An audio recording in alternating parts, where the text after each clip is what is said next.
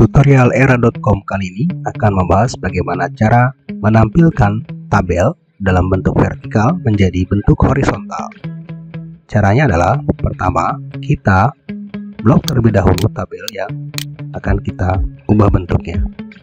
Kita klik pada posisi awal tabel, kemudian kita tekan shortcut key Ctrl Shift panah ke kanan, kemudian Ctrl Shift panah ke bawah, sehingga akan memblok semua konten dari tabel.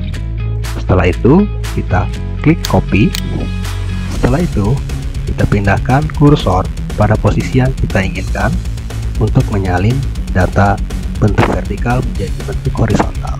Boleh kita tambahkan di sini satu sheet, kemudian kita klik di sini, kemudian kita klik kanan, kemudian kita klik transpose, atau kita juga dapat lakukan dengan menggunakan paste, kemudian klik transpose, kemudian kita klik format, kemudian auto fit column width, sehingga tabelnya sudah sesuai dengan lebar kolomnya. Sekian, selamat mencoba. Salam era.com.